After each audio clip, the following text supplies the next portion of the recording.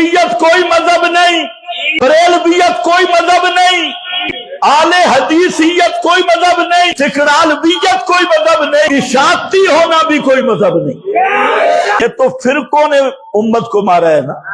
اور پورے قرآن میں شرک کے بعد جس چیز کی تردید ہے نا وہ فرقہ واریت کی ہے سب سے زیادہ۔ ملا یہ بیان کبھی نہیں کرے گا کیونکہ فرقہ اپنا بنایا ہوا ہے۔ سب سے زیادہ قرآن نے فرقہ واریت کی تردید کی۔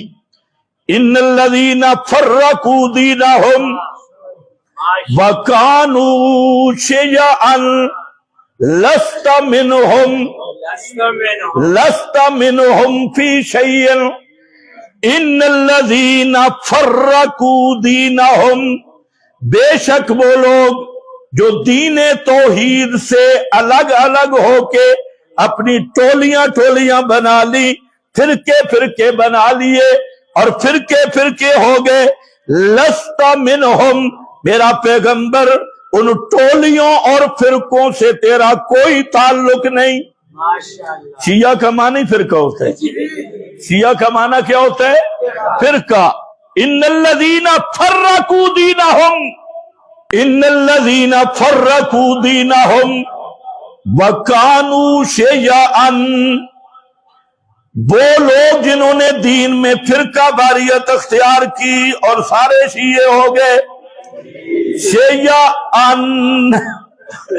شیعے بن گئے، لست منہم، میرا پیغمبر آپ کا ان شیعوں سے کوئی تعلق نہیں، فی شیء لست منہم فی شیء، شیعہ کا معنی گروہ، فرقے فرقے بن گئے۔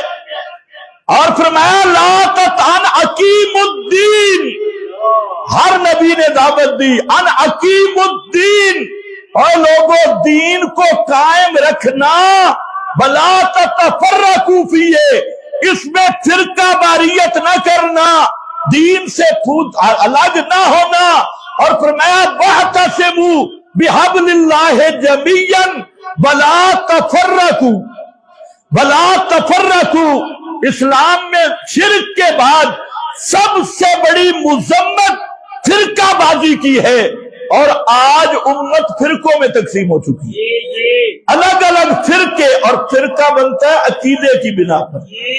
اور فرقہ تب بنتا ہے جب ہر پارٹی اپنے کسی بڑے کی طرف دعوت دینی شروع کرتی ہے، کوئی گروہ اپنے بڑے کی طرف بلاتا ہے، میرے بزرگوں کی طرف آ، میرے مشائخ کی طرف آ، میرے اکابر کی طرف آ، میرے فلانے کی طرف آ، تو یہاں سے فرقہ واریت کی بنیاد ہوتی ہے، اور وہ بزرگ کو پھر پوجنا شروع کر دیتے ہیں، اور بزرگ سچ کہے جھوٹ کہے اس کی پھر پکی تقلید ہوتی ہے۔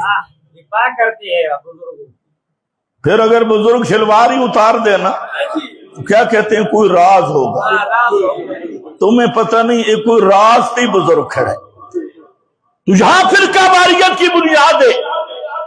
تو اس لیے یاد رکھ لے دیوبندیت کوئی مذہب نہیں، بریلویت کوئی مذہب نہیں، آل حدیثیت کوئی مذہب نہیں، سکرالویت کوئی مذہب نہیں، اور اشاعتی ہونا بھی کوئی مذہب نہیں۔ اشاعت التوحید صرف عقائد حق کا، عقائد اہل سنت کی ترجمانی کا نام ہے۔ اگر ترجمانی اور یہ دعوت کی تحریک ہے، تحریک دعوت تک رہے گی تو پھر یہ صحابہ کی نمائندہ جماعت ہے۔